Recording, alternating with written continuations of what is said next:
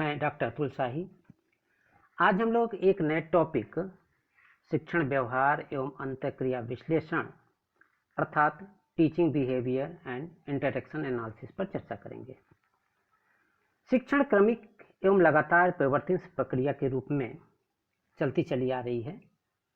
इसमें मुख्यतः दो पक्ष होते हैं, छात्र और शिक्षक। इन दोनों के बीच निरंतर अंतःक्रिया चलती रहती है, जिसमें एक अधिक जानकार, परिपक्व एवं अधिक अनुभवी व्यक्तित्व वाला व्यक्ति, जिसे हम शिक्षक के रूप में जानते हैं, और दूसरी तरफ कम जानकार, कम परिपक्व, कम अनुभवी व्यक्ति होता है, जिसे हम छात्र के रूप में जानते हैं। इन दोनों के बीच शिक्षक की क्रिया प्रतिक्रिया अधिक प्रभावी रहती है। अतः कक्षा कक्ष में शिक्षक की अंतःक्रिया जितनी ही अच्छी होगी एवं प्रभावी होगी, शिक्षण उतना ही अच्छा एवं प्रभावी होगा। इस प्रकार से संपूर्ण अंतःक्रिया व्यवहार दो परत क्रियाओं सूचना संप्रेषण एवं विशेष निर्णय संप्रेषण के बीच सन्निहित है। इस प्रकार से इसमें दो प्रमुख अवयव दिखाई पड़ते हैं, प्रथम शिक्षक व्यवहार और दूसरा अंतःक्रिया विश्लेषण। दोनों शिक्षण को पूर्णतया प्रभावित करते हैं। जब हम शिक्षक व्यवहार को देखने का प्रयास करते हैं तो यह व्यवहार मूलतः दो भागों में विभक्त होता है, एक मौखिक और दूसरा अमौखिक।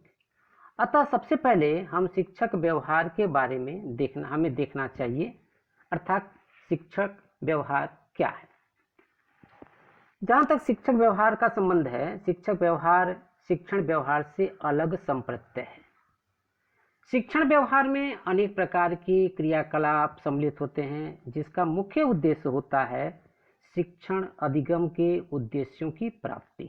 श्यामपट्ट पर लिखना, व्याख्या करना, स्पष्टीकरण देना, प्रदर्शन करना, प्रश्न पूछना, प्रत्युत्तर देना, निर्देश प्राप्त करना, अभिप्रेरणा देना, छात्रों को कक्षा क्रियाओं के लिए उत्साहित करना, मूल्यांकन करना इत्यादि व्यवहार को हम शिक्षण व्यवहार के अंतर्गत रखते हैं।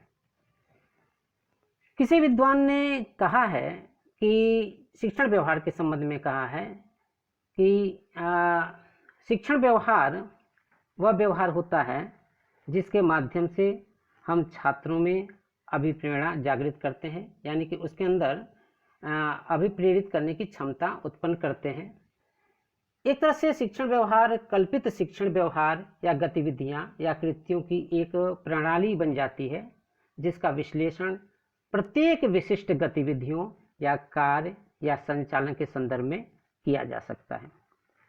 यह बौद्धिक प्रक्रिया को एक सुव्यवस्थित ढंग से नियोजित करता है, यानी कि शिक्षण व्यवहार बौद्धिक प्रक्रिया को एक सुव्यवस्थित ढंग से नियंत्रित करता है, जिसके माध्यम से शिक्षण अधिगम प्रक्रिया संचालित होती है।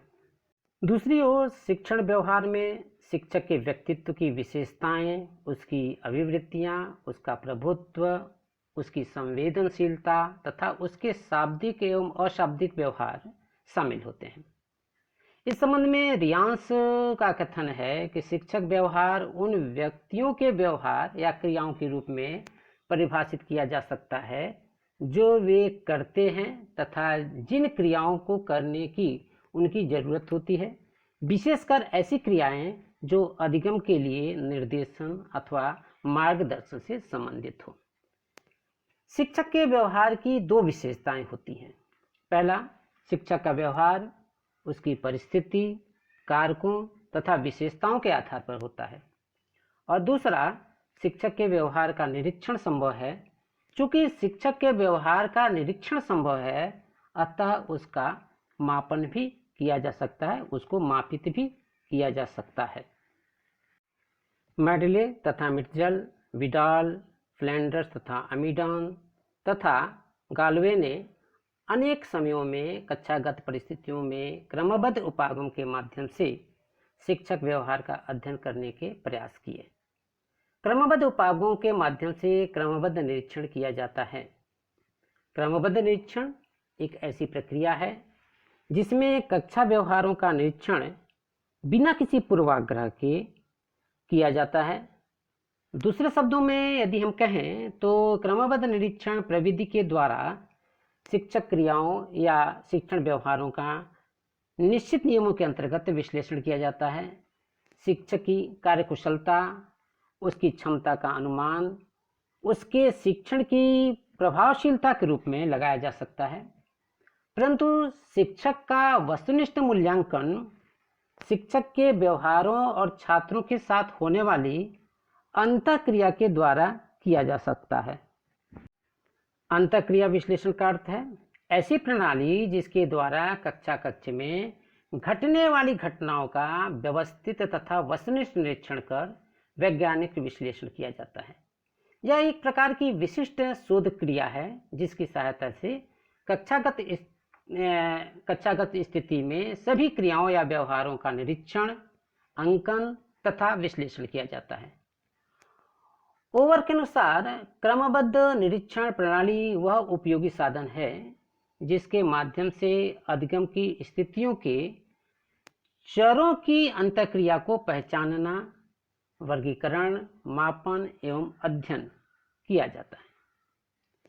विगत 60-65 वर्षों से शिक्षा शास्त्रियों ने, मनोवैज्ञानिकों ने कक्षा व्यवहारों का अध्ययन करने के लिए जिन जिन कक्षा निरीक्षण प्रणालियों का उपयोग किया है उन्हें हम दो भागों में बांट सकते हैं।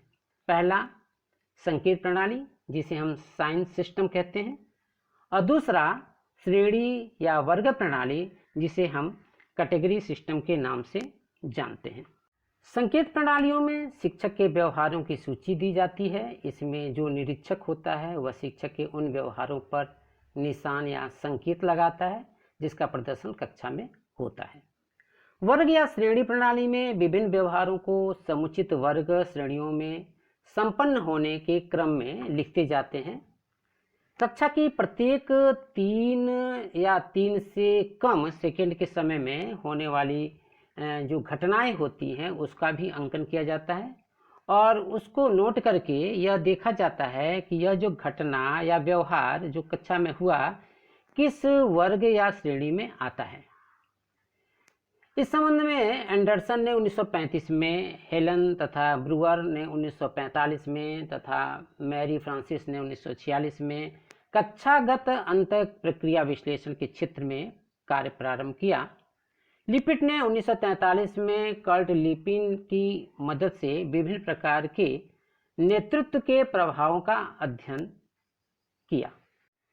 विडाल ने 1949 में शाब्दिक कथनों को 7 वर्गों में विभाजित किया और कक्षागत वातावरण का अध्ययन करने के लिए एक 7 वर्गीय इंडेक्स विकसित किया।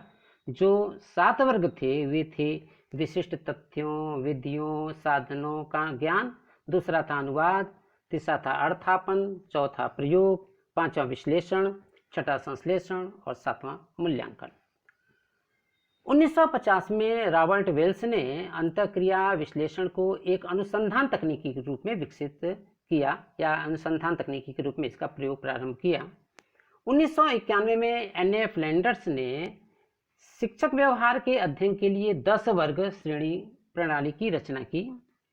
यह प्रणाली मिनीसोटा यूनिवर्सिटी में विकसित की गई जो आज सर्वाधिक प्रचलित है। फ्लैंडर्स के शोध कार्य के पश्चात अनेक शोधकर्ताओं ने इस क्षेत्र में कार्य प्रारंभ किया। अगले वीडियो में हम फ्लैंडर्स के अंतःक्रिया विश्लेषण की चर्चा करेंगे। धन्यवाद।